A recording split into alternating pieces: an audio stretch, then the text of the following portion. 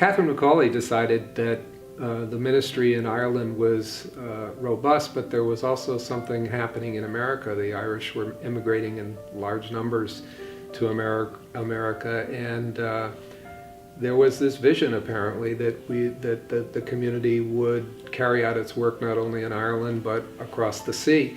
So Catherine sent her, I guess, first lieutenant, whatever you want to call her, Frances Ward, to America, to Pittsburgh. They were met in New York by the new Bishop of Chicago, William Porter, and he supposedly wanted them to spare a couple sisters to take with him to Chicago when he was going out there.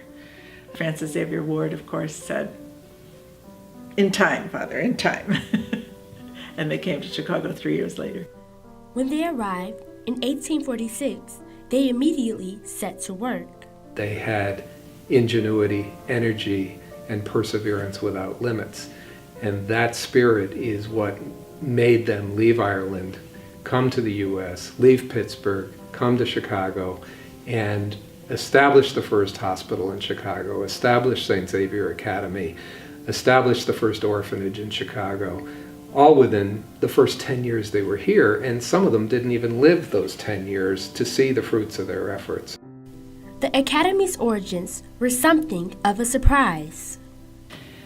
A pay academy school was not necessarily in their mission, but a lot of communities like the Mercies, who were active sisters, ended up starting academy schools because it brought in income. It was meant for people who were not of the upper class.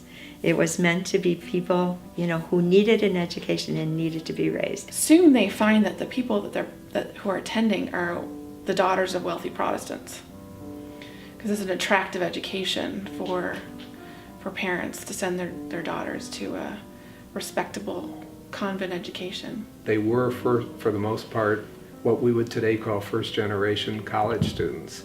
In the 1840s, there was no organized public high school system in the city of Chicago.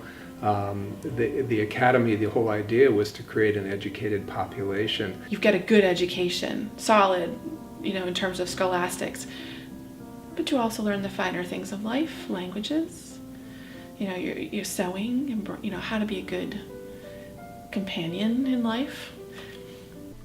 But the sisters' path was never easy.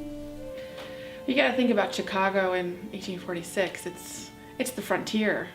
There's no streets really. I mean, there's streets, but there's not paved. There's sidewalks or boards. Their life must have been very hard. I mean, there were 5 sisters that came with Frances Ward. The majority of them, I think it was 4 out of the 5, were dead within 5 years from cholera because there was no decent water treatment facility in Chicago. In addition to disease, the sisters also confronted hostility from Chicago's largely Protestant community.